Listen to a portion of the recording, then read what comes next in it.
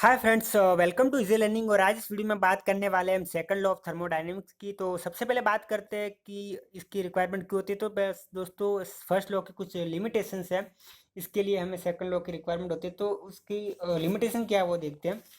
तो दोस्तों, first law के हिसाब से यदि मैं आपको बताऊँ तो फर्स्ट लॉ क्या कहता है, साइक्लिक प्रोसेस के लिए बात करते हैं। ठीक है, फर्स्ट लॉ जो है थर्मोडायनेमिक का साइक्लिक प्रोसेस के लिए, तो वो कहता है कि हीट का आप कंप्लीटली कन्वर्ट कर सकते हो वर्क में, और वर्क का कंप्लीटली कन्वर्ट कर सकते हो हीट में। लेकिन एक्चुअली हम जानते हैं कि हीट का कंप्लीटली वर्क में कन्वर्ट नहीं हो सकती, क्योंकि वो लो ग्रेड एनर्जी है। ठीक है, दूसरी बात करें तो ये फर्स्ट लॉ के हिसाब से जो हीट है उसका ट्रांसफ़र जो है वो हॉट बॉडी से कोल्ड बॉडी हो सकता है, और कोल्ड बॉडी से हॉट बॉडी की ओर भी हो सकता है। लेकिन हम जानते हैं कि हॉट बॉडी से कोल्ड बॉडी की ओर तो हीट का ट्रांसफ़र हो जाएगा, वो स्पॉन्टेनियस प्रोसेस अपने आप हो जाएगा। लेकिन कोल्ड बॉडी से हॉट बॉडी की ओर हीट का ट्रांसफ़र अपने आप नहीं होगा, वो स्पॉन्टेनियस प्रोसेस नहीं है। वो करने के लिए हमें कुछ एनर्जी चाहिए।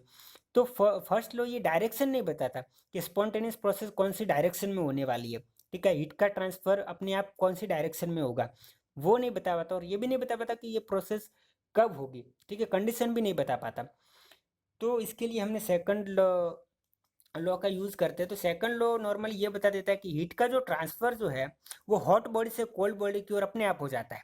ठीक है, तो सेकंड लॉ वैसे तो एक्सप्लेन करने के दो तरीके होते हैं। एक थर्मो एंट्रोपिक के पॉइंट ऑफ व्यू से हम सेकंड लॉ को समझ सकते हैं, और हम ऑटोमोबाइल और मैकेनिकल के लिए यदि इसको समझना है तो हमारे लिए जो स्टेटमेंट है सेकंड लॉ को समझ लीजिए। दो स्टेटमेंट कौन से, तो पहला स्टेटमेंट है केल्विन प्लांक स्टेटमेंट और क्लेसिस स्टेटमेंट। ठीक है, ये सेकंड लॉ के दो स्टेटमेंट्स हैं।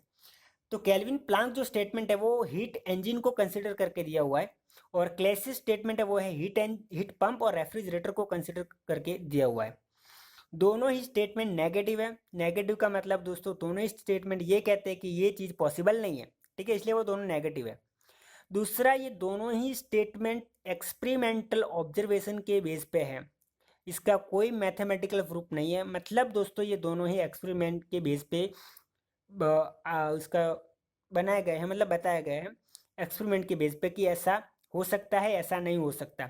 इसके लिए कोई मैथमेटिकल प्रूफ नहीं है। ठीक है, तो ये सिर्फ एक्सपेरिमेंटल ऑब्जर्वेशन है। तो सबसे पहले हमें देखना है केल्विन प्लांक स्टेटमेंट जो हीट इंजन को कंसिडर करके दिया हुआ है। तो चलिए देखते हैं पहला स्टेटमेंट है केल्विन प्लांक स्टेटमेंट। तो ये स्टेटमेंट क्या है कि it is impossible for any device, और डिवाइस कौन होगा, हीट इंजन। ठीक है, heat engine that operates on a cycle to receive heat from a single reservoir and produce net amount of work. मतलब इसका मैं सिंपल वर्ड में बताऊं तो ये कह रहा है कि ऐसा हीट इंजन नहीं बना सकते जो हीट का कंप्लीटली वर्क में कन्वर्ट करता हो। ठीक है, ऐसा हीट इंजन नहीं बना सकते। जैसे कि no heat engine have a thermal efficiency 100%। यदि वो कंप्लीटली हीट का वर्क में कन्वर्ट कर देता है तो उसकी इफिशिएंसी 100% होगी। लेकिन हीट इंजन की थर्मल इफिशिएंसी कभी 100% नहीं होगी। केल्विन प्लांक का स्टेटमेंट ये कहता है। तो ये ग्राफ है, सॉरी ये पिक्चर से हम समझे तो जैसे कि ये हीट सोर्स है जो हाई टेम्परेचर पे होता है, और ये हीट सिंक जिसका टेम्परेचर लो होता है। तो हीट सोर्स से एनर्जी हीट इंजन को मिली, सॉरी हीट सोर्स, हाँ हीट सोर्स से एनर्जी मिली हीट इंजन को, जैसे Q1, और वो कंप्लीटली कन्वर्ट कर देता है किस में, वर्क में। लेकिन ये फर्स्ट लॉ को तो फॉलो करता है, लेकिन केल्विन प्लांक स्टेटमेंट को क्या कर रहा है, वायोलेट कर रहा है, क्योंकि उसके स्टेटमेंट के हिसाब से कभी भी हीट का कंप्लीटली वर्क में कन्वर्ट नहीं हो सकता। तो ये जो है वो वायोलेट कर रहा है केल्विन प्लांक स्टेटमेंट को। लेकिन ये जो है वो सेटिस्फाई करेगा, क्यों, क्योंकि ये Q1 100 जूल जैसे एनर्जी ले रहा है हीट सोर्स से, उसका 60 जूल में वर्क दे दिया, और बाकी की जो 40 जूल बची वो रिजेक्ट कर दी हीट सिंक में।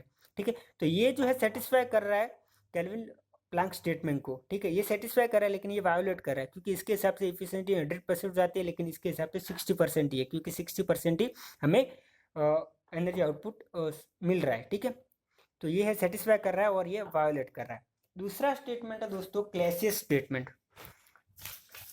तो क्लैसियस स्टेटमेंट किसको कंसिडर करके दिया गया, मैंने बताया, जैसे कि रेफ्रिजरेटर और हीट पंप।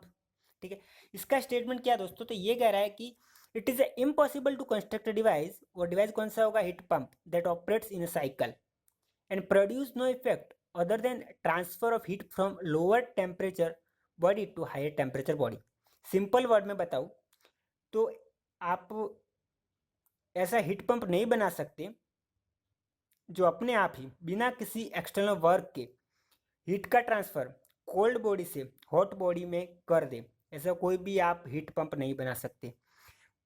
मतलब कि heat can not itself flow from colder body to hotter body.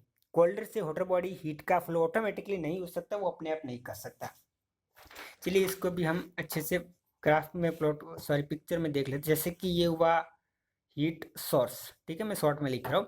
ये हुआ हीट पंप, ठीक है। यहाँ से जैसे कि Q1 एनर्जी ले ली और उसका हीट पंप की बात कर रहे हैं, और ये हुआ हीट सिंक की, ठीक है।